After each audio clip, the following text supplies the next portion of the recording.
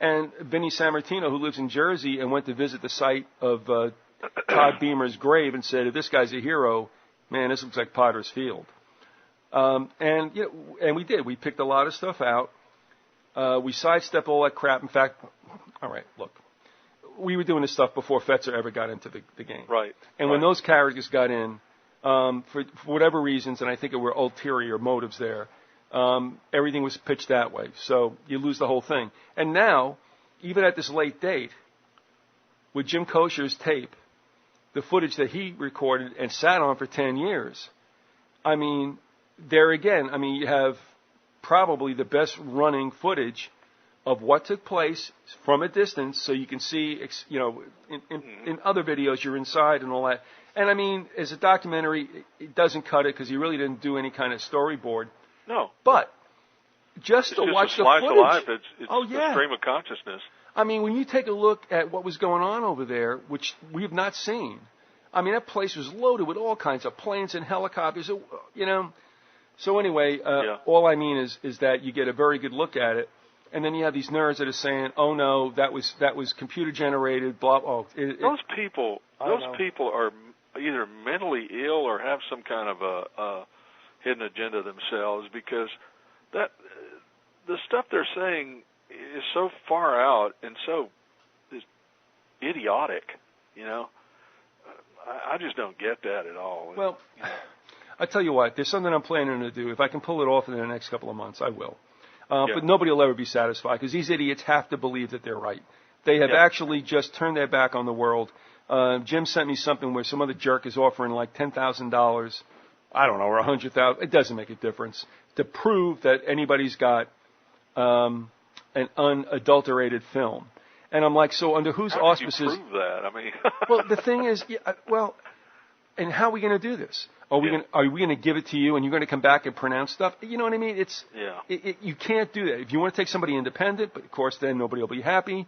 So this guy's just running his mouth about this stuff, and it's like, look, a lot of people saw it that day. Sorry, man. What this does? This is exactly what the powers that be, the elites, the New World Order, that's exactly what they want people doing, is coming up with all these idiotic, crazy theories. Oh, no planes hit the Pentagon.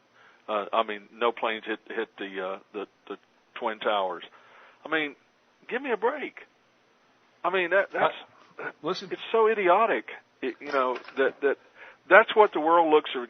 People who are not involved will look at that and go, well, that is just a bunch of conspiracy theory nuts. Anybody that does, that doesn't believe the official story has just got to be some kind of nut. That's what they want. It's just like they did. They perfected the technique with the JFK assassination. They tried to paint anyone who objected to what the government story was. Anybody who didn't buy the Warren Commission was a nut. Well, that's what they've done very successfully, and a lot of these people are paid agents. I mean, Well, you're right. It's interesting because, as far as I can see, looking back, that the term conspiracy theorist was coined in back of the Kennedy assassinations. Right. And when those two guys came out with the book, which you can read online, called The Invisible Government, just do a search on that and you'll be able to find it. I remember the title. I don't think I've ever read it. Well, I know I haven't read it, but one of the authors' name is Wise. I can't remember what the other one was. But they were just doing what was considered then really heavy-duty stuff. We laugh at it by comparison now, without a doubt. Yeah. But so what happened was they come out with the book, which is actually no big aha to a certain extent. However, they got laid into by Time and Newsweek, branded as conspiracy theorists, and that's when I found it, because I was looking for a review of their book, and I found one in '64, I believe. And they jumped all over him. And I'm like, are you kidding me, dude? That's nothing compared to what really goes on. Yeah. So, but that's the way of the world. And now the new thing to ridicule you is the phrase tinfoil hat wearer. Oh, yeah, I mean, But it's like, all this stuff, happened just exactly the way the government told you it did. So, go back to sleep, America, and anybody who says differently is a nut, who's just coming up with some paranoid theories. Yeah, that's a knee-jerk term now, conspiracy theorist, and everybody's, as soon as you mention something that doesn't work with them, that's what comes to their mind. And Right. It's one of these things I also wrote to this idiot in the comments on YouTube, and that is, and once again, the problem with Americans, they've been propagandized into believing they can't be propagandized. Right. And that is watertight, man. I mean, you cannot penetrate that No. if they're that driven to believe that, and they are, which I find, one, threatening, two, frightening, and three, makes me not want to mess with anybody and just be left alone. Yeah. So It has a tendency to just put you in a state where you can't win, All you can do is put the information out there and hope for the best, but it's very difficult. But that's why Ibsen's our hero for saying the majority is never right. Right. That is the actual true quote. It wasn't the majority is always wrong. It's the majority is never right. And, of course, with Jeffers, who said the cold passion for truth hunts in no pack. Yep. I don't know why that is. It's a percentage thing. It's probably a mathematic, algorithmic thing, but it is the way it is. We don't try to be contrary to ordinary just to be such. It's just that most of the people, it's true. Just put me to sleep. Wake me up tomorrow. Give me some soma, and I'll go to work. If there are jobs to work anymore, but that's another whole. Yeah. All right, so now we're going to pick up with a guy, and we're going to finish on this note. This guy, to me, is probably, if not the most interesting character, well, it's pretty close, second and third. I'm still not sure what his deal was, so lay it on us. Okay. This is from The Rise of the Fourth Reich by Jim Mars about Rudolf Hess. Although relegated to a minor footnote in history, the strange case of Nazi Deputy Führer Rudolf Hess in 1941 provides a rare glimpse of the elitist control over events during World War II. The bushy-eyebrowed Hess flew alone to England in May 1941 in an effort to make peace. The conventional view of the Hess flight is that of an increasingly marginalized member of Hitler's inner circle who sought to regain favor with his Führer by making an unauthorized visit to Britain in hopes of personally negotiating an end to the war and even enlisting England's aid in the fight against Soviet expansionism. Hitler disavowed Hess as insane, while Prime Minister Winston Churchill more kindly described Hess's attempt at a negotiation as a frantic deed of lunatic benevolence. At the Nuremberg trials, Hess was found guilty of crimes against peace and spent the rest of his life as a prisoner in Berlin's Spandau prison. In August 1987, British military authorities announced that Hess had committed suicide, a judgment that continues to be disputed. Several recent studies of the Hess incident show there was a much deeper meaning to the intriguing story, which was only magnified by his sudden and mysterious death. He goes on, Mars goes on to kind of lay out Hess's life, and I'll spare you all that, except to say that he became Professor Haushofer, who was a member of the Vril Society's friend. Haushofer, as a professor at the University of Munich, worked out Hitler's policy of Lebensraum, living space, for hemmed-in Germany. Although he gained a reputation as the man behind Hitler, Haushofer's views on geopolitics were largely accepted by Hitler, but only after they came from the mouth of Hess. I was only able to influence Hitler through Hess, he told his American captors in 1945. Both Hess and Haushofer first met Hitler at one of the beer hall meetings of the German Workers' Party. When during the aborted beer hall push of 1923, when the new Nazi Party tried to seize power in Bavaria, Hess was at Hitler's side. When the coup failed, Hess drove off to Austria, where he was sheltered by members of the paramilitary wing of the Thule Society. Voluntarily returning to Germany, Hess joined Hitler in Landsberg prison, and after being convicted of conspiracy to commit treason. Due to the political climate at the time, both men were released within a year, and during their months of imprisonment, Hess became a close confidant to Hitler and helped produce Hitler's book Mein Kampf.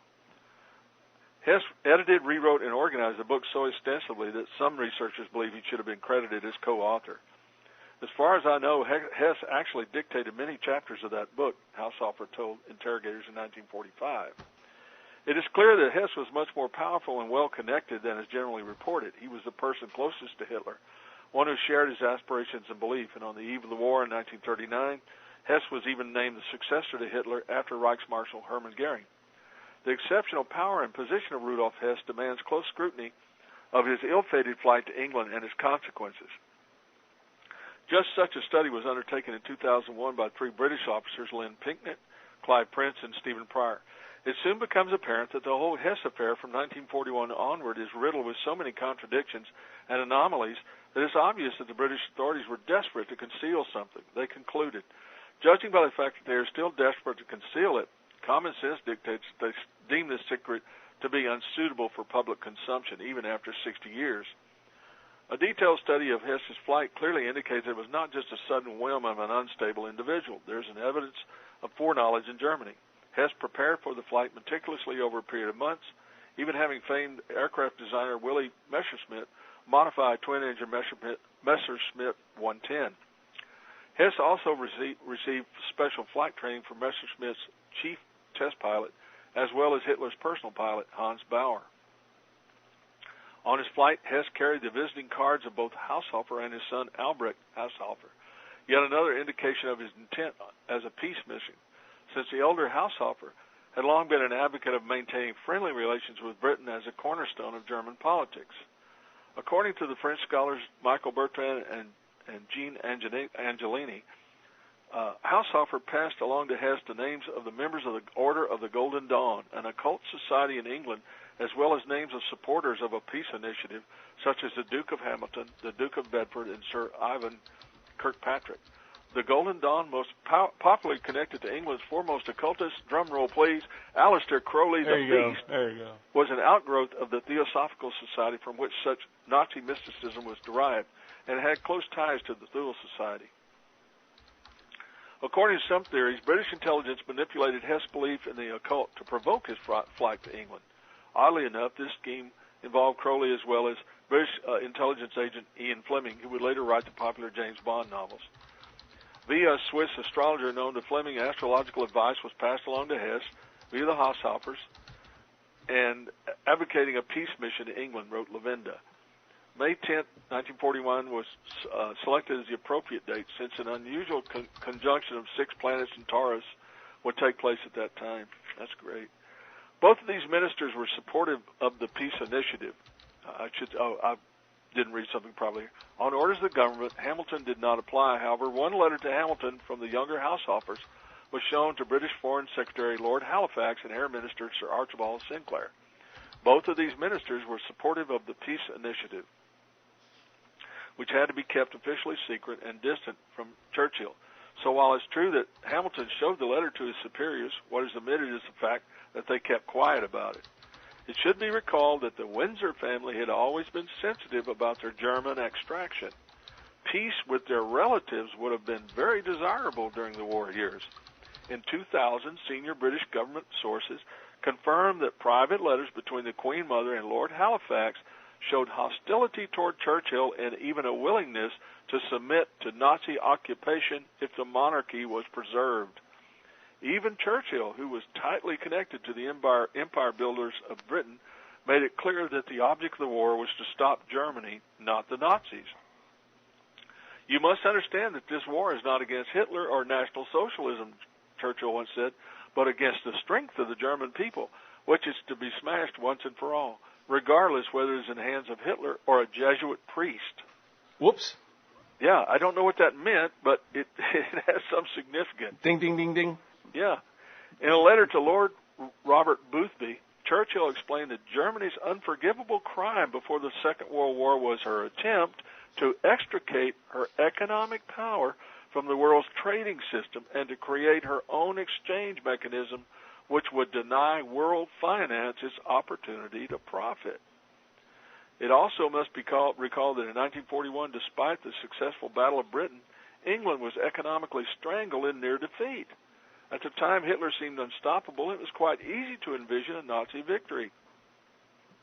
The aristocracy, industrialists, bankers, and the royal family were eager for peace. Hess did not imagine a peace group completed Pinckney, nor was it invented by MI6, but its existence at such a high level as the royals will explain why so much of the Hess affair was and continues to be hushed up. Yeah. As for Hitler, Germany was preparing to strike Russia, and he did not want a two-front war, the very situation that caused Germany's defeat in World War I. Hitler wanted England as an ally against communism.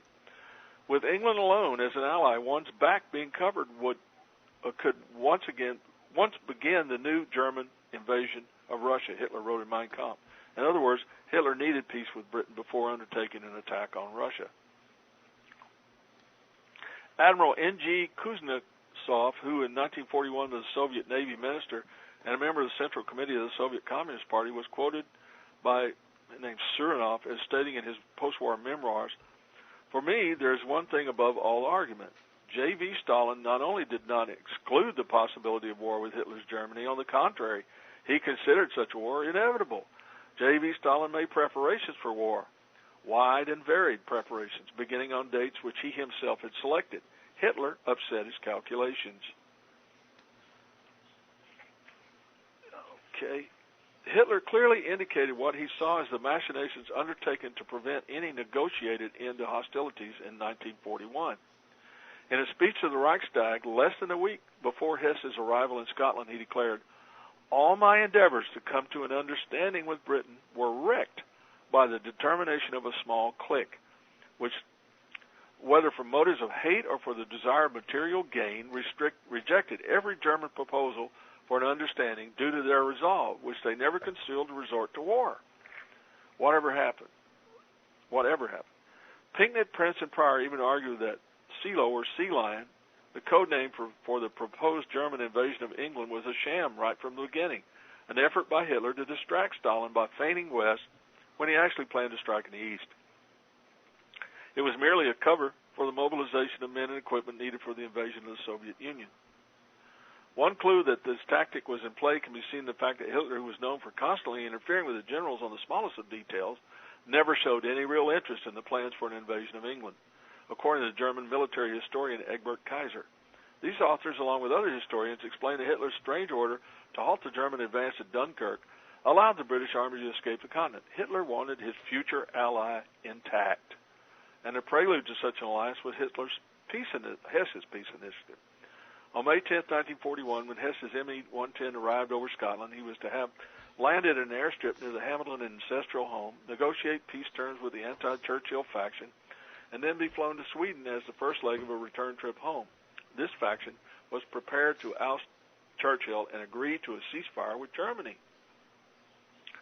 This proposition may not be as absurd as it first sounds, Pinckney, Prince, and Pryor noted.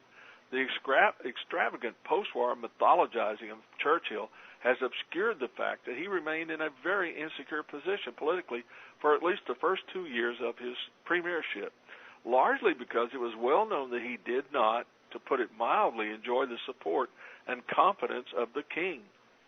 The notion of an internal coup against Churchill was even broached to President Roosevelt by FBI Director J. Edgar Hoover.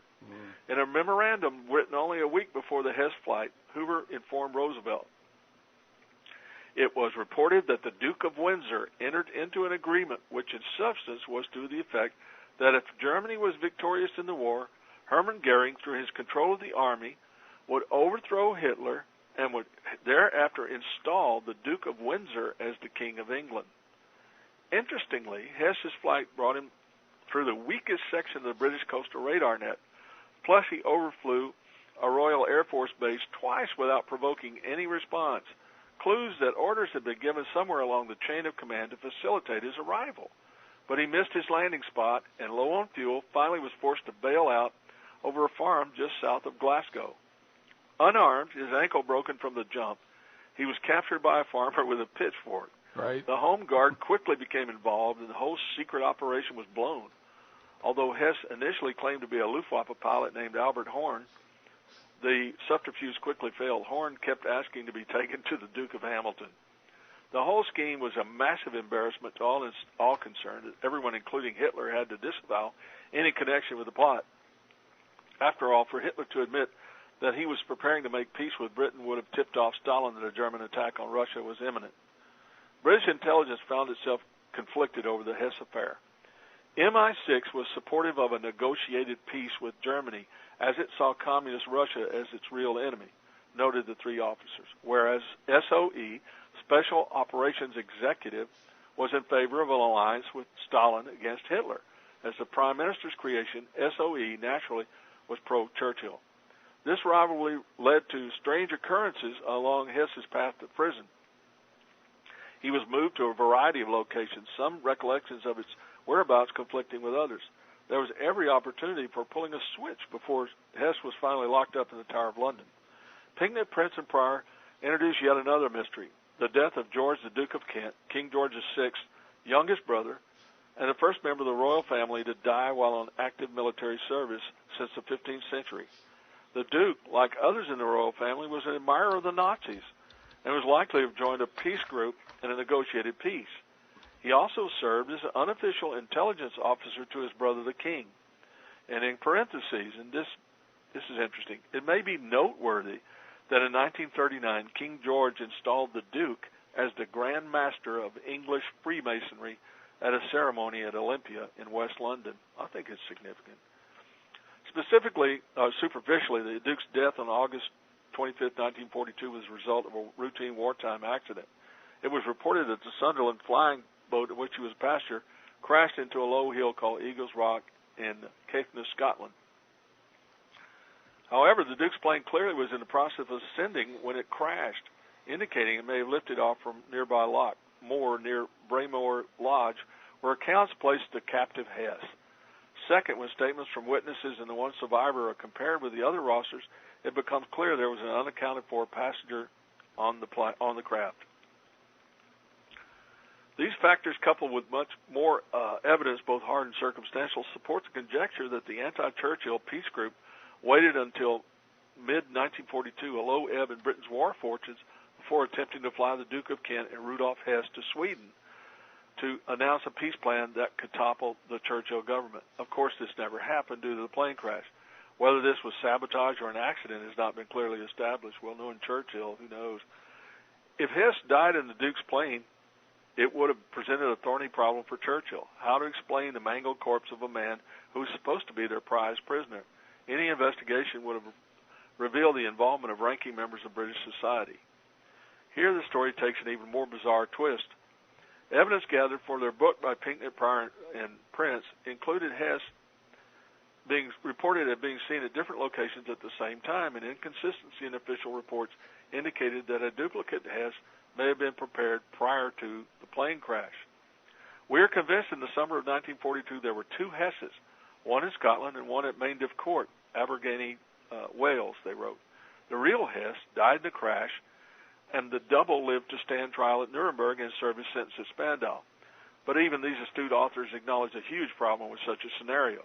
Even though it seems to fit the evidence perfectly, it has to be admitted that the mind skids on the thought that any man would allow himself to be tried and sentenced in Hess's name, not to mention continuing with the deception for the rest of a very long life in the harshest and most hopeless of conditions. The idea of a Rudolf Hess double is not new, and various theories have been advanced. One suggested that the lookalike was forced to play Hess out of fear for his family. Another was that Hess's double was a German, whoever the man was. German was his first language, and an ardent Nazi who was convinced it was necessary to the party that he maintain the subterfuge, especially since he might become the founder of a Fourth Reich. But the most provocative explanation comes from Pinckney, Prince, and Prior, who learned that former CIA director, drumroll please, Alan Dulles, the founder of the Council of Foreign Relations Big Al. and High Commissioner of Germany after the war, had dispatched Dr. Donald Ewan Cameron to Nuremberg to examine Hess. Dulles expressed to Cameron his belief that Hess being held in Germany was an imposter, and that the real Hess had been secretly executed in orders from Churchill. Knowing of Hess's war wounds, Dulles wanted Cameron to especially note if there were any scars on the prisoner's chest. Interestingly enough, British military authorities in Nuremberg refused to allow such an examination. But the story grows stranger. Dr. Cameron was a Scot who pioneered brainwashing techniques before the end of the war at the Allen Memorial Institute at McGill University, funded by the Rockefeller Foundation. He went on to become president of the American Psychiatric Association, as well as the first president of the World Psychiatric Association. He also became part of the CIA's notorious MK-Ultra mind control program. Various researchers have wondered if Dulles' choice of Dr. Cameron to study Hess might have shown from the knowledge of suspicion that the man posing as Hess had been brainwashed into actually believing he was the Nazi deputy Fuhrer. Mind control experimentation was much farther along, particularly in Europe, as shall be seen, than most people realize. Why else should Dulles have chosen a brainwashing expert to study Hess, when any competent physician could have checked for scar tissue? This subterfuge could account for Hess's eccentric behavior at the Nuremberg trials, during which he repeatedly claimed he had lost his memory, a convenience for someone who had not lived Hess's life.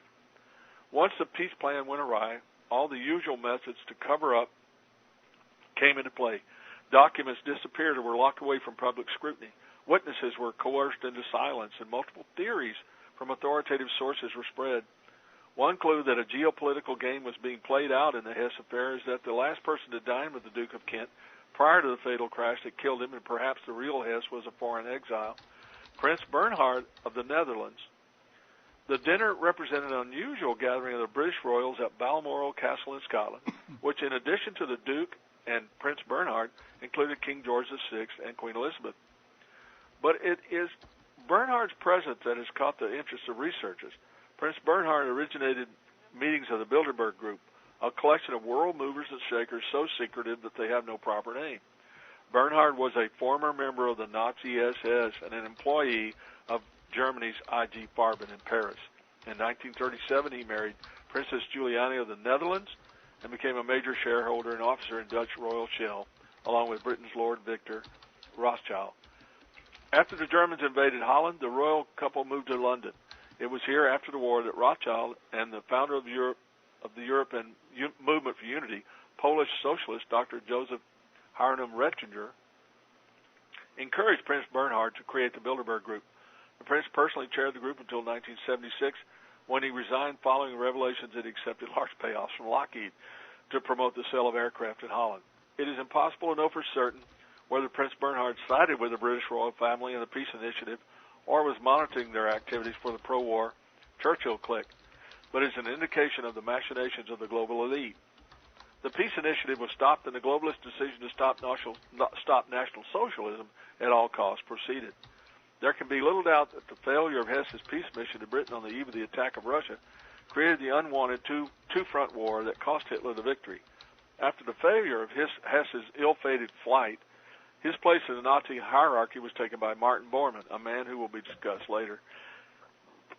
Some Nazi leaders, including Himmler and Bormann, became uncertain of victory and began laying plans for their survival. Well, there you go. That's the take on Hess, based on research of Jim Mars. Okay. I thought you'd find it interesting. It is interesting, and he's one guy, and I'm not arguing about anything, but yeah, things just they don't make sense to me. Yeah. I mean, you had said at the outset of the first segment that Hess went over there because Hitler was trying to make some kind of accord with Britain. Mm-hmm. Then why would Hess go over? To undermine that? No. I mean, Hess was going over to try to pull it off, knowing that he would have to talk to the royals, because Churchill was opposed to. Churchill wanted a two-front war, and he did not want to make peace with the Nazis. Right now, and again, Hess was going to appeal to the Duke of Hamilton, who was going to put him in league with the royals, and apparently King George VI and several other members of the royal family were in favor of making an alliance with the Nazis, or at least allowing the Nazis to win if they guaranteed that the monarchy would continue. All right, I'm not saying you're defending this point of view, and you might be, and that's okay. But no, I'm not. I'm just. Oh no, but I mean, this is why we're talking about it. Yeah. No, I mean, my feeling is by World War I, the monarchs had been reduced to nothing. Mm-hmm. You just sit there and be nice, and we'll get back to you later. Mm-hmm. Seriously, I mean, even going back to that whole event with the seeking of Lusitania, the nobility wasn't on the inside of that. That was all orchestrated by what really runs England. Mm-hmm. And yes, it was true in Simpson's book, The Lusitania. The king does ask a U.S. emissary, I can't remember who it was, or maybe it was even, I don't know, Churchill, whatever. He says, what do you think will happen when the Lusitania is sunk? And they knew damn well what was going to happen, that the United States would come flying in, and that was the point. Although it did take years, there's no two ways about it. But my point is, the monarchs weren't calling the shots for God knows how long.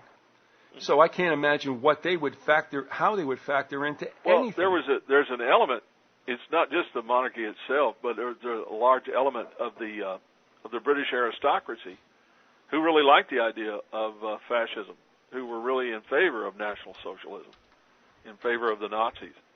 And, there was a power struggle there, but within the upper class, within the elite. Here's a quote that kind of amplifies what we're saying here. This is also from The Rise of the Fourth Reich. Author Joseph P. Farrell stated, Joseph P. Farrell's written quite a few books about the Nazis, and especially about UFO technology, etc., and has studied them quite thoroughly. Said author Joseph P. Farrell stated that the covert connections of Eckhart and future Deputy Fuhrer Martin Bormann support the idea that Hitler was deliberately manipulated and placed into power, and secretly manipulated behind the scenes by more powerful forces than even he wielded, and when he had served his purpose, was deliberately sabotaged and cast aside. I'm just thinking this out. Yeah. So, I'm not driving anything home, or I don't want to win any point. But yeah, I really don't know what the story was, but we know that the official story about Hess just didn't add up. No, it didn't. And I tell you, to me, the royals were absolutely, or the aristocracy, they were, as far as I'm concerned, they're completely effete. Don't mean a thing. Nice window dressing, great, okay.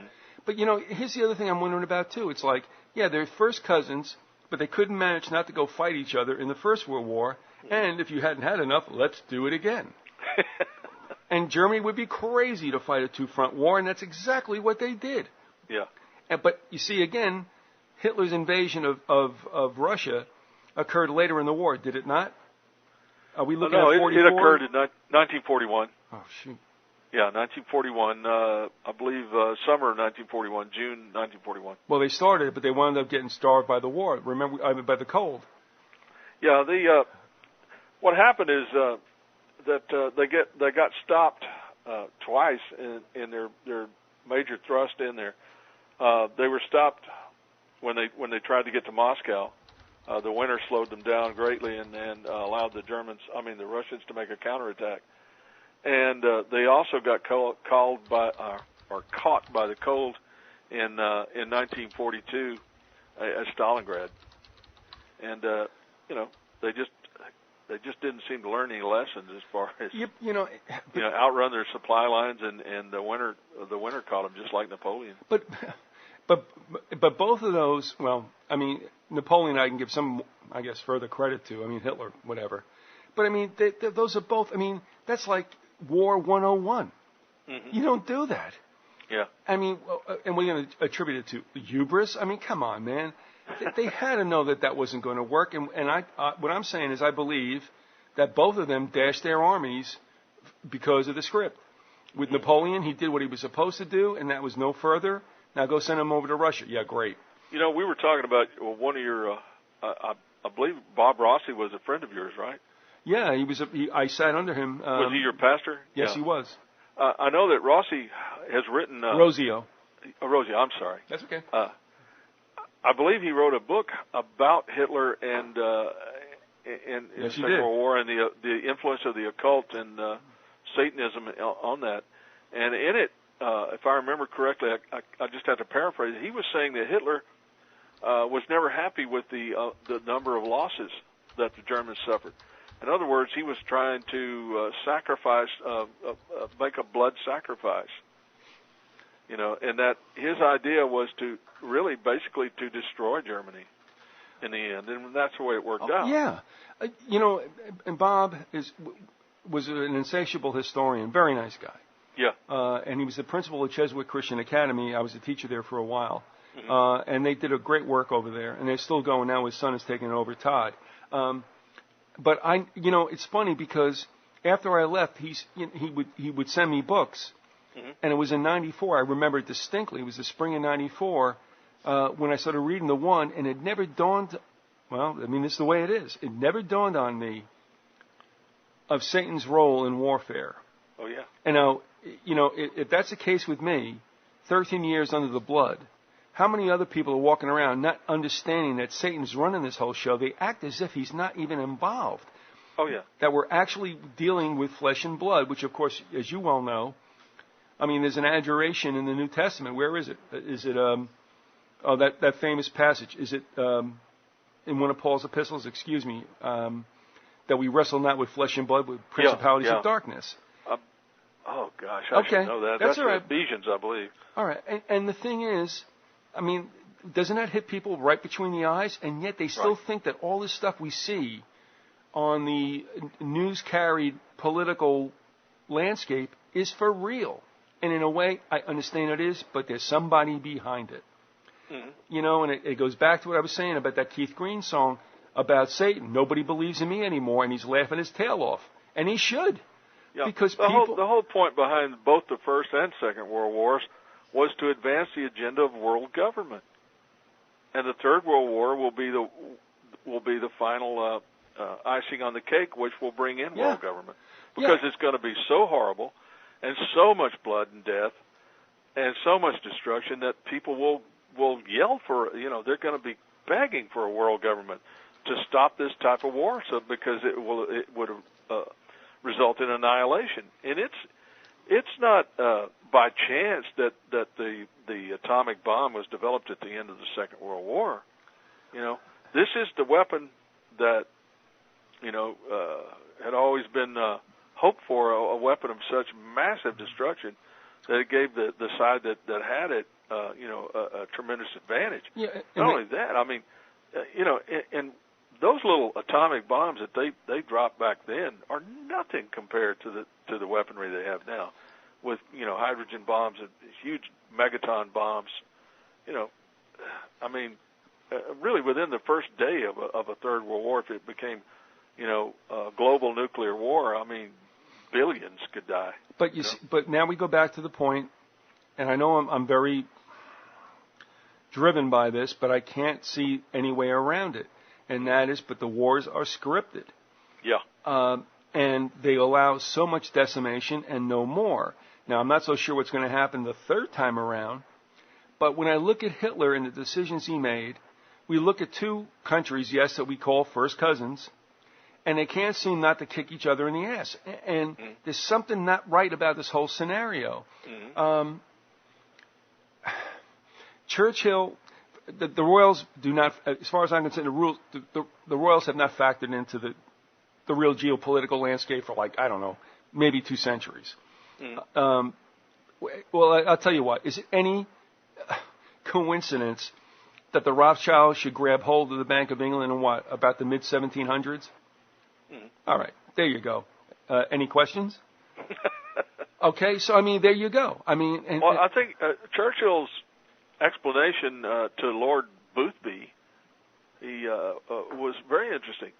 Germany's unforgivable crime before the Second World War was her attempt to extricate her economic power from the world's trading system and to create her own exchange mechanism, which would deny world finance its opportunity to profit. In other words, they had gone against what the World Bank, the elite wanted, what the New World Order wanted, and that's where they were going to get their comeuppance. All right, now, he said that about Germany's involvement in what caused World War II. Mm-hmm. All right, now, consider World War I. The fear was, okay, look, Germany's an economic power. Mm-hmm. They have a limited coastline, which we all forget about, and they want to go out and make hay. We can't let this happen. Now that's what probably most historical accounts will give you, no matter, you know, get outside the history textbooks. Now think about something else, though, and I won't have to try to sell this to you because, you know, you get it. I had emailed Phelps about this as well, and one of the things that took place also is that Germany solidified, finally pulled in its nation states, and started to become some kind of national entity. Mm-hmm. Are we okay with that? Yeah. All the little nation states and stuff, okay, we got it all together now. I think it was in the 1870s that they really finally united. And I mean, I am bad about this, so please forgive me. Like you had said before, I'm not deep in this, but you got Bismarck involved in this, mm-hmm. and one of the Kaisers. Mm-hmm. And it was probably Protestant oriented. Mm-hmm. And they wanted now to break away from the European community. I don't want to be held to that, but I think that's pretty much approximates what I understand. Well, part of the problem the Germans had was that the dominant state in the New Germany, once it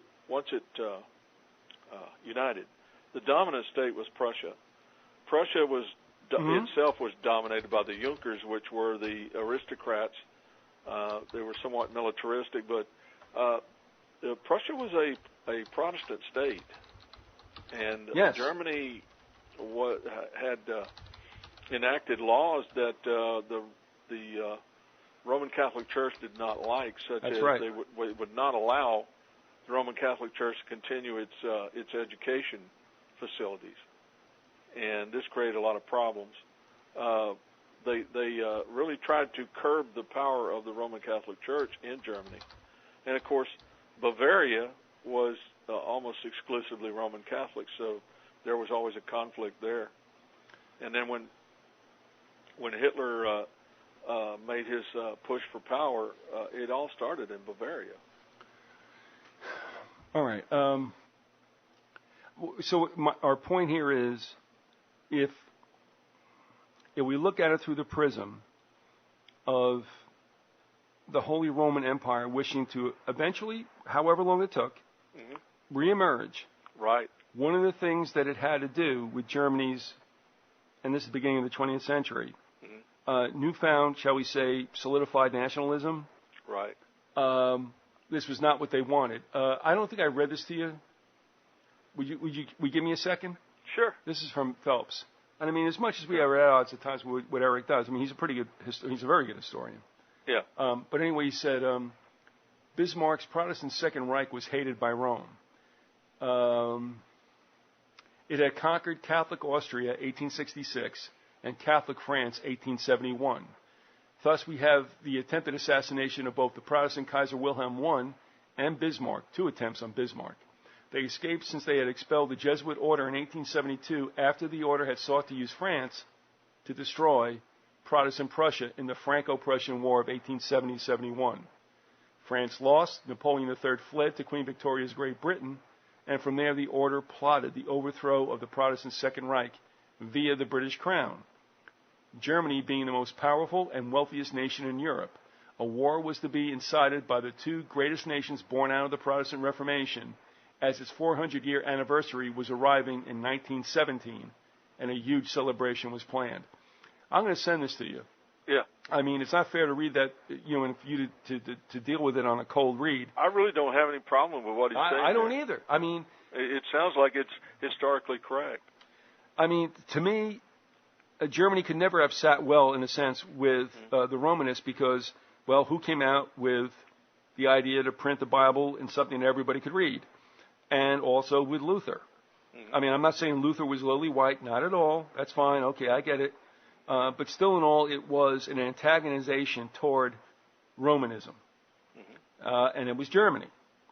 I mean, Germany had several very strong Catholic states. It was not expressly a Protestant nation. But still. No, it was about 50-50, actually, I believe.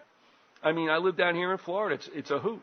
I mean, I live next to the somewhat towns of not only St. Leo, but St. Joseph, San Antonio, and it was a direct migration from the United States up in Minnesota of a Catholic enclave up there, which you laugh about because usually you think about it as being all squareheads and German Protestants, of which I am one. Ja, ouf da. For sure. Ah, sure. Verne. Husker-du, I don't know. All I know is... I don't know what that is. Well, all I know is our landlord, at one time, Oscar Peterson, would come looking for my father around at Christmas. He goes, I got the glug. I made the glug. All I know is whatever that poster was, my father came back happier than I had ever seen him. Yes, Hank Hansen and Oscar. Yes, there you go. So, yeah, I mean, there is other... Here's what's so fascinating about it, and I don't mean to sell anybody on everything, but I know that there is a story that they put up for sale for general consumption, and then you got Jim, and Jim does good work, but I still think, there's something else other than that, and Jim won't touch it. In fact, Jim came on once. Do you remember when we had him on with Adam Gorightly? Yeah, kind of vaguely. Yeah, well, great. Adam was fooling around with his little sound effects on his end. Oh, yeah. Oh, you remember that scene? And I'm like, Jim, like, hello, Jim. And I'm like, oh, Christmas. And poor David from Virginia, Prometheus, was like trying to get Morris to come back on. Yeah. And I said to Jim, I go, look, I love Adam. No problem whatsoever. I go, look, Jim, I'd like to talk to you about something else. And I think it was Prometheus who said that he's kind of hip also to the Jesuits or whatever. I wrote Jim twice. He never answered. Nope, gone. Couldn't care less. Never heard from him again. And I don't know what that was all about, but, anyway. I would really like to hear, him expound upon this book, The Rise of the Fourth Reich, and in particular about Hess and Hitler's, motivations, and about this thing about Churchill, too, because that other statement,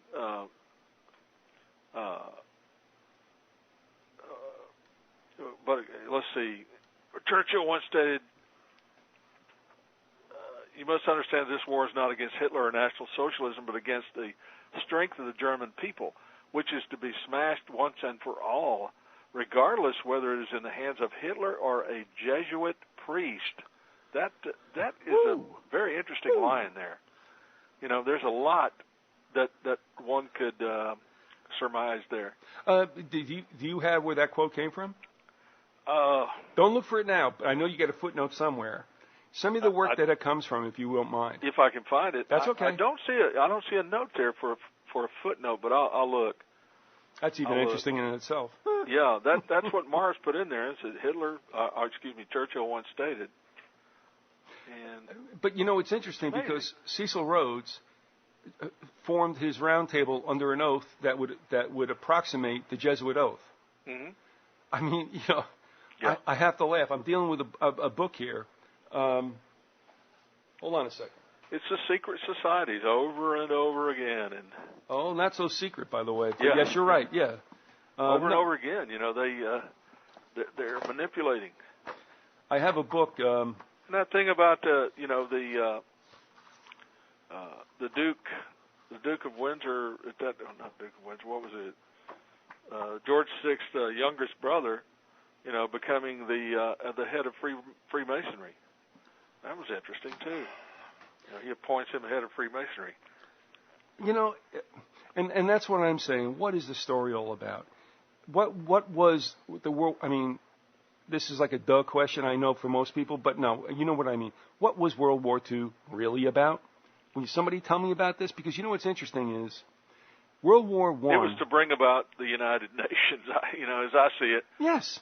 That's really all it was. It was to kill off a certain amount of the population. It was to set up the United Nations, and it was also to force the Jews into Israel, so that they could enforce the final solution, which is what the dark powers want. And I think that's coming about within the next few years. I give it 15, 20 years. I think we'll see the Third World War. I could be totally wrong on the timeline. That's just what I'm thinking. It would take about that much time. I think we don't err when we think a little longer. Of course, all the patriots take hold of this to say that something that doesn't happen as soon as they wish it to be or think it should be means that we got them on the run. But we understand that. Okay, it's like, no, you don't really know. Got them on the run, yeah. No, they've been at this for a long time. They're not in a hurry. Generationally, all those who have passed away believe that they're going to be in some kind of heaven for all that they've done. Now, of course, all of them understand that they're burning in hell, but that's okay. But still in all, there is a long, I mean, they're good at this. They've been at it for centuries, and they're not in a big hurry. Whatever the point of time is, whatever that means, fine. I mean, people don't believe that, and you can make a case for that, and I understand it. I just don't think that they make a lot of mistakes. It's just things don't happen the way the people who understand what's going on here want it to happen. They're kind of like in a rush to get it going. Yeah. And I understand that too. It's just not the way it goes. We were talking about the Pike-Mazzini letter, and I really don't believe the Pike-Mazzini letter is real, but, and I'm not, I know there was a guy who said he saw it and all that, but I don't believe it was real. But the strange part about it is whoever wrote it really did understand the script. Okay, well, I tell you what. You know what I mean? Oh, yeah, but, you know. It's like whoever wrote it really did understand the script. And yes, if it was written by Pike, you bet he understood the script. But let's kick this. But it's a series of 3 world wars to bring about world government, which is, Satan's kingdom on earth. He wishes, to have a world government so that he can be at its head and be worshipped as a god. What I wanted to say to you was, and I'm looking through my notes, as you can hear me leafing through this pad, this deserves to be at least spoken about. And it goes back to what you had mentioned before when you talked about the protocols. Mm-hmm. Yes, William Still said he saw the letter in the London Museum. Mm-hmm. That's as good as it gets. I think I would not want to say the man's a liar, but I think he may be mistaken, or he may have heard this from somebody and said, he exaggerated and said he saw it. I don't know. Well, I have two. It doesn't even matter to me. I really don't care.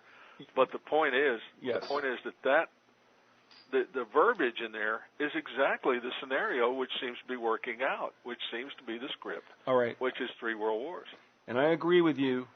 But I would also take this Pike Mazzini letter, and like I said, I have 2 audios with Bill. I probably should put him back up and listen to him, because when he says it, if he does say it on mic, and it's been so long, in fairness, I'd have to see if it was on the air or off the air. But here's what it brings us to.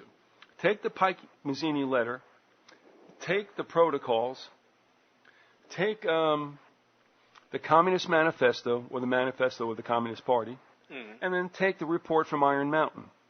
Every single one of those epistles / missives, whatever, has been eventually trashed as spurious.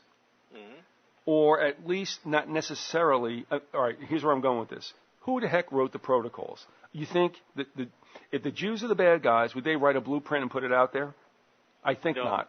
I think the protocols are probably the work of Rosicrucians, / Jesuits. Oh, I was going to say, or our buddies.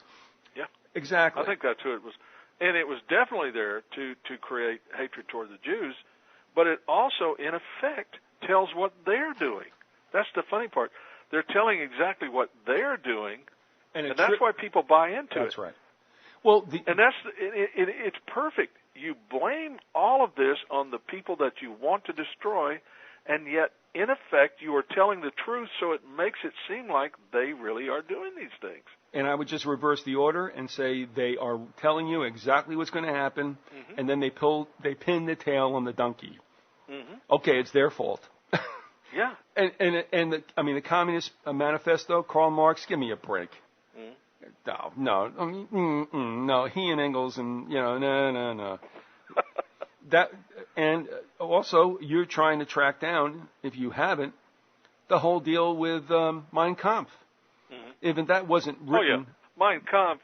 There were several people who wrote Mein Kampf. One of those people was a Jesuit priest, Father Bernhard Stempfel. I mean, I've gotten that from several sources. Yeah. Which say that he was definitely involved, edited it, and put some of the material in there. Also, as you read here, as I read here today, Rudolf Hess had a lot to do with it. Haushofer said that, and Haushofer put material in there. He was the guy who was the geopolitician who talked about the Earth Island, and that's why it was so important to get the Muslims involved.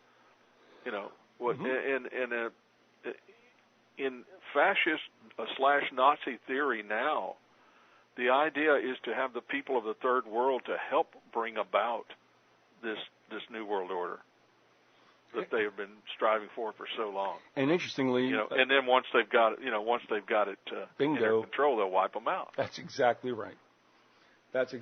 So what we're saying is all these documents, and even the report at Iron Mountain, once it actually raised a greater stir than I think it was fathomed to have happened. It was like, oh no, it's nothing. No, it is something. Have you got a couple of minutes so I could look for something? It won't take me long. I know exactly where it is, and I can read you something from that is pertinent to what we're talking about.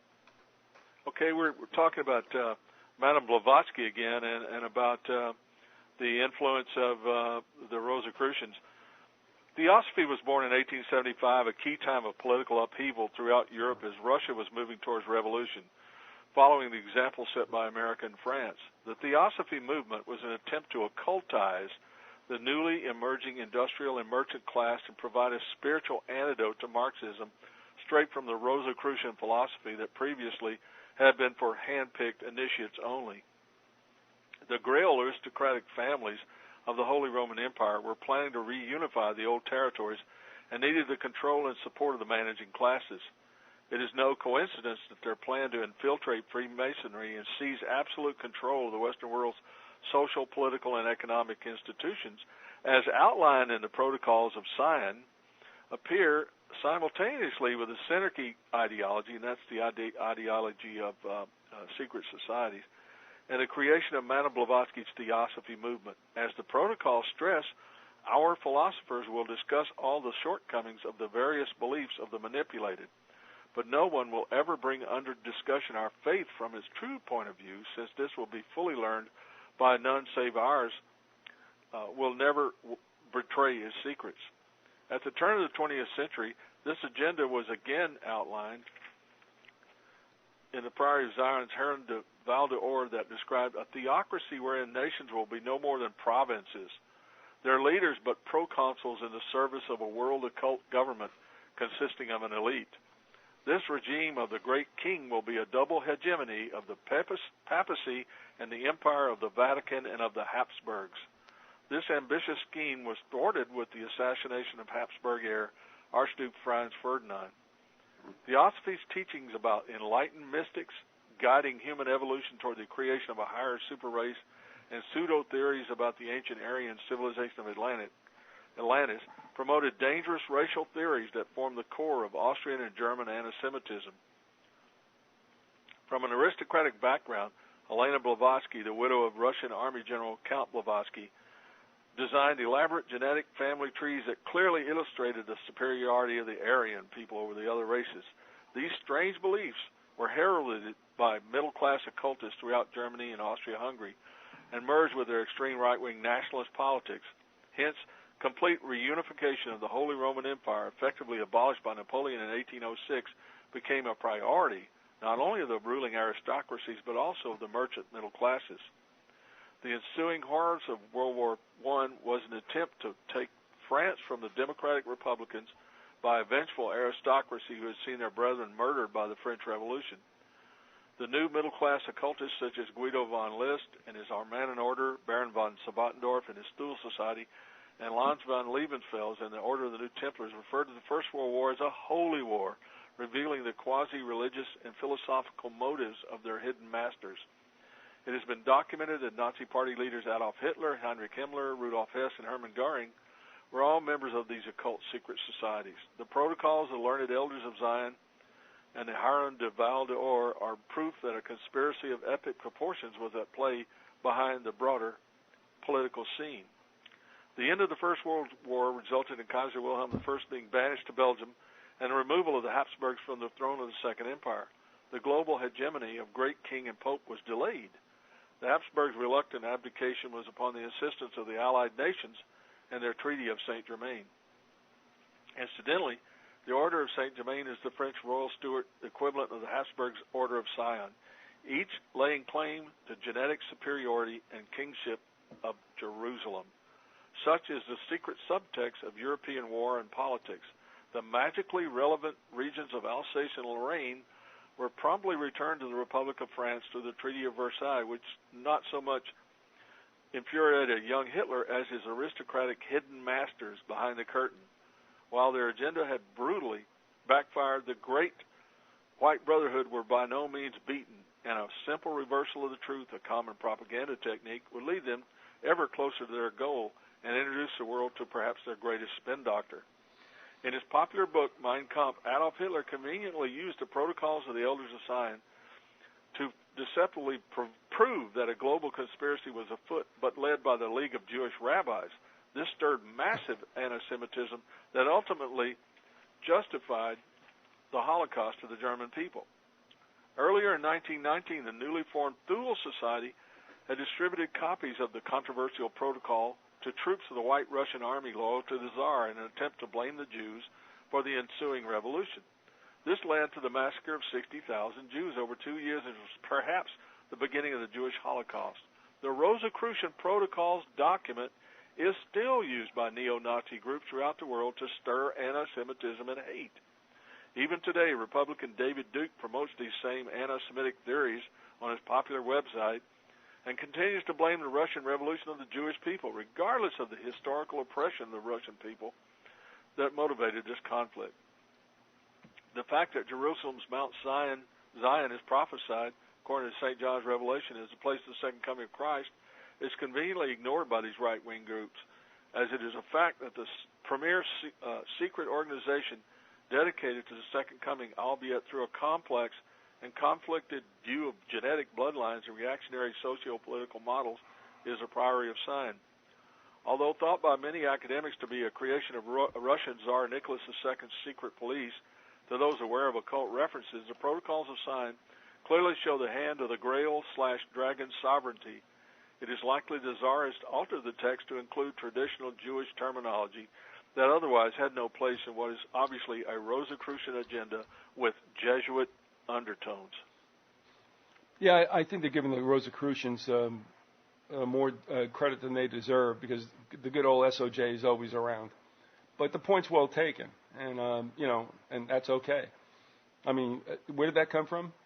This is Alex Constantine. Okay. All right. I have no problem with that. I just think that they still underplay. Well, there's a lot more to it. Okay. I'd like to read the rest of it at some point, but probably not today. It's pretty long. No, we've given them more than can handle. Yeah. Oh, man. But it's been fun. But, honestly, sometimes I brusque at using words like how fascinating, how interesting this is, because it really did entail the murder of millions. Yeah. And it just sounds bad. But yeah. the machinations that have been going on with the certain levels and filters that we've gotten history through, which most of them are obviously there for a reason to deflect blame or focus on the real perps and on the usual suspects. But if we can tie it up, and as it applies to Nazi Germany in World War II, I find it interesting. Why would Hess go over there if Hitler was wanting an accord with Britain? And I understand the royalty element and that there's a couple of factions going on. I can't buy into that. I believe that if he's going over, it's like, this thing is crazy. But that's seen, that's seen through my prism. And I kind of, it's one of those that we'll never know for sure. There's only, very a limited number of people who knew what was actually happening. And and like the authors were saying, that they know that the official story can't be the truth because there's so much of a cover-up going on and so much information is being repressed. Yes. So we know that something went wrong there, and that it's all based upon the idea of Hess wanting to get a rapprochement going, or going over to talk to the British about keeping it from being a two-front war. Yeah, But I think the whole point is that Churchill wanted it to be a two-front war and wanted Germany to get crushed for whatever reason. I mean, yeah. They really did need Germany to go in and expand the war. That's what was necessary. And the war had to go on for several years. They didn't want the war to be short. They wanted the war to go on for several years because they wanted to kill more people. I forget how many millions of people were killed in Russia. I mean, not soldiers necessarily, although there were several million soldiers killed, but there were millions of Russian people. Just civilian people were killed. I think it's in tens of millions. A lot of stuff got done. Maybe they would call it nowadays ethnic purification. Mm-hmm. A lot of stuff got done under the guise of World War II. What Stalin perpetrated on his people, to me, is like absolutely unbelievable. But that's how it went. I mean, you had a bunch of really repugnant leaders, and that is Churchill, right. I'm sorry, Roosevelt and Stalin, and of course Hitler was in a class unto himself. Mm-hmm. But you know, when they try to kill him, which the movie Valkyrie tries to approximate. Well, I think when it became obvious, like we've talked about this before, I think it became obvious to the loyal German. Two things became obvious. One was this genocide campaign, which many of them did not agree with. You know, they saw that as, you know, dishonorable. Dishonorable. Yeah. Yes. They understood warfare against other men in combat. You know, they understood what communism was all about. They didn't want that to come to Germany, and they wanted to fight the Russians for that reason. They also, you know, understood the concept that they could get all these resources from Russia. But what they didn't understand was the SS going in behind them and you know, just slaughtering the Jews. And a lot of them were shocked at that. They didn't see a point in it. You know? No, they were men of honor, not of hate. Yeah. And they were soldiers. They weren't, you know, vigilantes. Yeah. I got to believe also. I mean, when they spanked Rommel, I mean, let's see who's being successful and let's denigrate them. Yeah. It's crazy. And I mean, I just caught the end of The Longest Day. You remember that movie from '62? Yeah. Which was the longest movie. Yeah. And John Wayne. Yeah. Oh yeah. I think I'll go over there. Okay, John. Couldn't be in the war because you had bad knees, but you're still climbing over that berm, aren't you, buddy? That's okay. Yeah, and yeah, right. It was great. But the idea, you know, about the Führer's asleep, don't give me that crap. Don't give me that crap. Oh, we're getting invaded, Führer. You think you might want to call this 2:15 nap a little bit shorter? No. You know, that stuff is just, it doesn't make sense. But even if that were the case, and if that was being sold to the Germans, then the officers had to know this thing was a rigged deal. Yeah. We're not supposed to win this. Yeah, and at that point, it's like, well, this is the SOB that got us into this. There you go. Let's get rid of him and see if we can't make peace, you know, before the Russians, you know, move all the way in here. Yeah, and you know, and Germany and Russia signed a non-aggression pact in the mid-30s, did they not? Yeah, in 1939 they signed the non-aggression pact. You know, so yeah, which gave Russia, Latvia, Lithuania, and Estonia, and supposedly Finland, but they got into a real problem when they tried to take Finland because the Finns said, "I don't think so, Scooter. We're going to fight back." Yeah, we like the Finns. They killed thousands of Russians. They inflicted about 10-1 losses on the Russians because of their tactics. And but they didn't have anybody from the outside world to help them, and they didn't have an air force. There you go. That killed them. Yeah, I mean, just on that alone, we'll allow them in Scandinavia. Yeah. Other than that, they don't belong. But they got great hockey players, though. Damn. Yeah. All right. The Finns proved themselves to be very tough. I mean, they give the Russians all they could handle. If they had been a larger nation with a larger population and had an air force, they might have been able to push them all the way back. Well, that was a strange. You know, here you go. I mean, the world has seen World War II. You think everybody might want to just chill out and just rest for a while? No. We got Russia and Finland getting into a slap fight, in round 49, and then you got us involved in Korea. Like, please tell us what that was about. You know, and that is not to denigrate the veterans or anything, but you know, you look at some of these things and it's like, why did this happen? And I've had the Dumases on, as you might remember, who chronicled the loss of one of their 3 brothers, I believe, that were in Korea and thought to be a POW in China. You got to. I mean, I don't know if you remember that at all, Larry, but yeah, that was some kind of really riveting account of a brother looking for his missing brother in Korea, and going to John Kerry and what's the other idiot, McCain? Yeah. And they literally turned their backs on him in Congress. Unfreaking believable.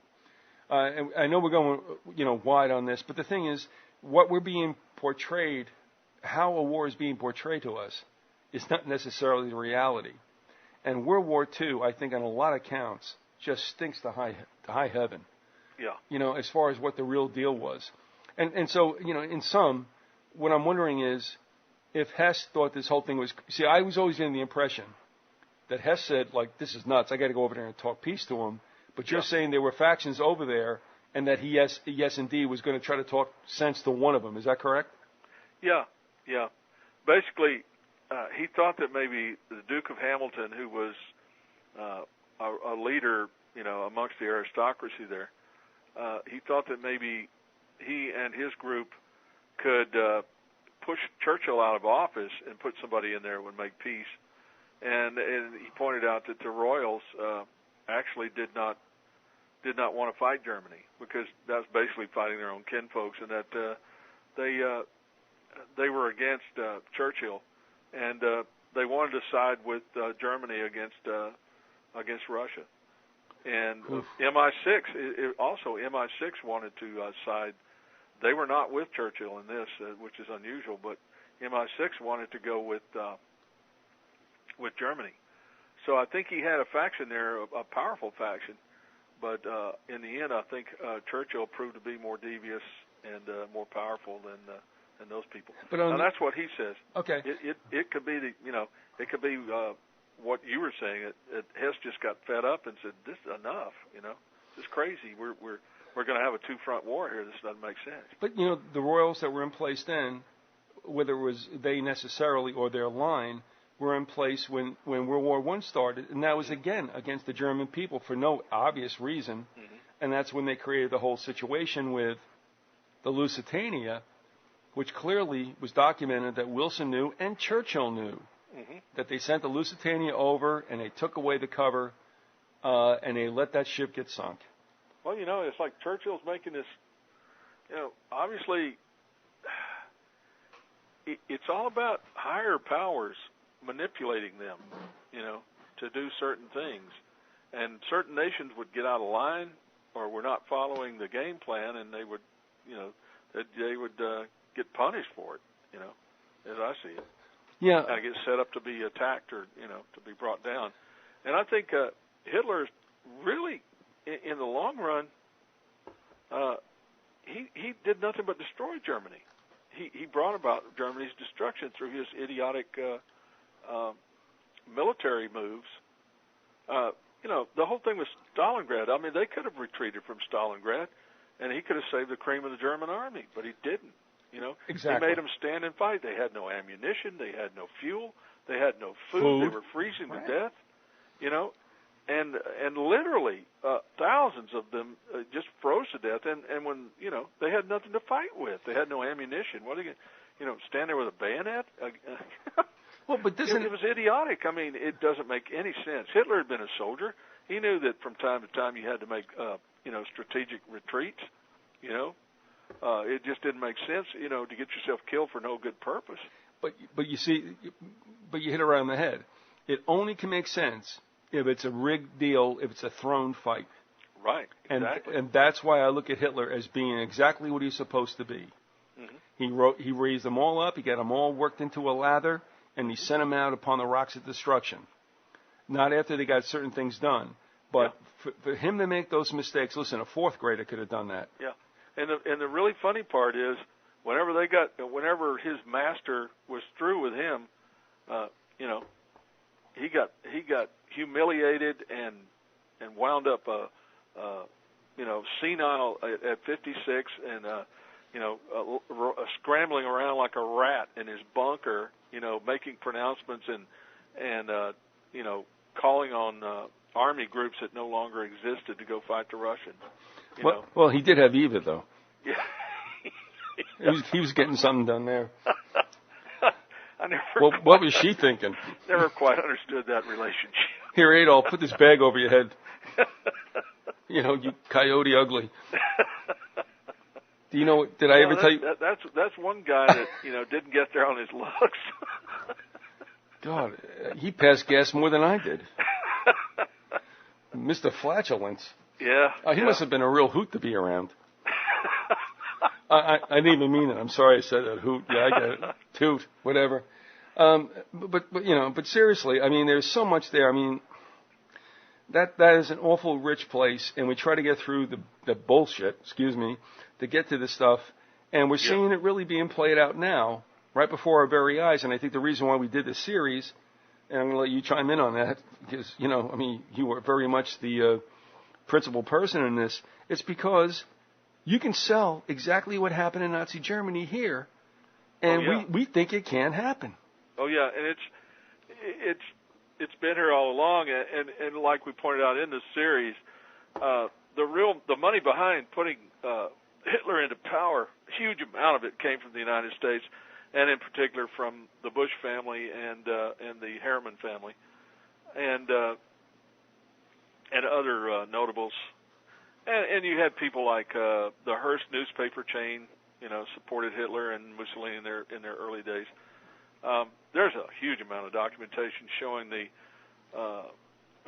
collusion of the American upper class aristocracy. Wall Street put Hitler and the Nazi Party into the position they got into, along with money from Britain too, the city of London. Yeah. The cast of good guys and bad guys, I don't really think is as clear as mainstream news and historical textbooks would make us believe. And I would just ask people to look for themselves. I mean, again, Sutton does that work. He did Wall Street and what was it? Wall Street and Hitler? Yeah, Hitler. Let's see, Wall Street and the Rise of Hitler. Okay. And he has several good books. That book in particular is online if folks want to read it. Yeah. But we arm our enemies before we fight them because it's good business for everybody except those who lose their lives. Right. And war's always been known as a big business stimulant. I mean, and that's the one thing that in this country the elite really do not want to put money into social spending. They want to put money into defense spending because that's where they make money, with their industry. Yeah. I mean, you can't make money on peace. Yeah, on peace. Yeah, peace. That sucks. I mean, let's have war. We can build a lot of planes and bombs and guns. Peace and health, good for people, bad for government and elites. That's right. And that's it. I'm sorry. That's it. That's right. We don't go. want to put money into research, we don't want to put money into education. We don't want to put money in any kind of social spending because we really can't make a lot of money off that. No, we need death, destruction, and reconstruction. Death, destruction is good for business. Yes, it is. Now, I assume, against my better wishes and judgment, you're coming back. Oh, yeah, I'm coming back. And this time, you know what? Next time, let's discuss that the Old Testament and the Arab Confederation. I'll get something. I felt so dumb sitting there going, "Gosh, I know this stuff, but I can't remember the quotes." Larry, you weren't dumb, parts of the Bible, and I was just like stumbling there. But hey, I'll get it next time. I just hit myself. No, you weren't dumb. It's okay. No, really. And I was just searching out there too. No, don't ever think you on something like that. You got to be. In fact, the nicest thing about it is the people who come on the show, if they can't speak to it, they don't. They admit it. They don't blow smoke, and that's cool. But no, but I mean, if that's an interest of yours, and that's piqued it, yeah, by all means, come on. I mean, let's do that because I just think a lot of people. There's so many things that we can talk about in regards to the Nazis and to their influence in American life. One thing we haven't covered, and I don't know if you even want to or not, but I'd like to talk about. I'm going to try to prepare something to talk about Nazi technology, and especially Nazi technology as it relates to UFOs. Well, Andy was just on Colden. Yeah. Yeah, no problem about that whatsoever. In fact, maybe down the road somewhere, maybe you both should come on. I don't know, but I mean, it'd be nice. That might be fun. Yeah. I'm sure Andy knows a lot more about that particular subject than I do, but I've been trying to read up on it, and it's just fascinating. I think the cross section of what you've both done adds to a very larger sum. And that might be a good topic for a show that crosses a couple of lines. I really enjoy listening to Andy. The thing I like about him too is he's another guy who he just tells it as he sees it. There's no particular agenda there. It's just this is what I know and this is what I'm seeing, and here's the results of my research. And I said this to him as time's gone on now, and I feel like we've been together for like 700 years. But Colden and Go Rightly, they have a self-deprecating sense of humor. Uh-huh. They have a little tongue stuck inside their cheek to a certain degree, but they're serious about what they do. And one of the things I said to Adam, I said it to Adam a couple of times, but when Andy was just on, I'm like, we did things and we didn't, we kind of were cavalier about it. But if you take a look back through all the shows, there is definitely some very formative images that emerge that tell us a lot about the way we are. Right. And Adam portrays himself as the crackpot historian, and that's okay. We can deal with that. But I'll tell you what, I mean, there's a lot of punch in the crackpot part of the history. I'll tell you what, there are two areas of study or issues or whatever you want to call it that he's really very astute on. One is the story behind the Manson family. Oh yeah, he's done a lot of good work on that. Mm-hmm. And the other is on the JFK assassination. He's added an interesting slant on that. He's coming from a point of view that I'd never really thought about that much. But that was the associates of Lee Harvey Oswald. Mm-hmm. Yes. In particular, that's right. Thornley. And yeah. I've read some of that stuff. That's very interesting. Also, Adam contacted me after I had Joan on all those years ago. And he brusqued a little bit, but Adam is not about that. You know what I mean? When I say brusque a little bit, like his heart rate went up like one beat. And he said to me, he goes, well, I'm not so sure about Thornley. Anyway, as the way that Adam is, he said, can I contact Mellon? And I said, look, she's a very decent woman, a decent person. And, You seem to be. Yeah, and I mean, if you contact her, she's going to come back. I mean, you're being serious, she'll be serious. And they did communicate. But also, Andy Colvin got in on that and read Mellon's book as well. The two of them, I mean, Adam and Andy are associates, I would say, but, she did a good work. And they both looked at it, and even Adam modified his stance some. And I told Adam like this in my absolute fawning manner that what I liked about him was that, hey, if I got to be corrected, or she can add something, I'm going to stand back and let that happen. Right. That doesn't happen with a lot of researchers. And that's what I like about I really them. like, I don't know if that's in your plans or not, but I'd like to hear more about, more from Joan Mellon if you ever had Yeah. Well, this would be a good time to do it because she's off her semester. She's a prof at Temple, and she's, well, and that doesn't mean she's not doing anything, but it wouldn't be a bad time. But we'll see. Yeah. But I'll see what happens also with Adam. She said she was going to send along some documentation. I heard that. I heard him talking about that, and I forget what the problem was, but he wanted to know where she had gotten some info. Yes, and the whole idea too was about where she thought or she found Thornley was about. But I will tell you, and I think you'll admit to this as well. Through all that we have ever done before you and I ever got together, and I got together with them, I had who the heck was Kerry Thornley? Yeah. When I had Adam come on, I realized that this is another player on the periphery, and I would say very much on the periphery, but in a way, when you think about the Kennedy assassination, anybody in the periphery, are they not in the whole deal? You know what I mean? Yeah. That's murky also, isn't it? There's a whole lot of crazy stuff that's taken place in the second half of the 20th century, which you and I, unfortunately, have lived through. Yeah. With any luck, won't go on much. No, that's it. Anyway. All right. Thanks for doing all this. I mean, this is good stuff. And no problem. Okay, and I guess if I leave my number published, you'd call me again, won't you? What's that?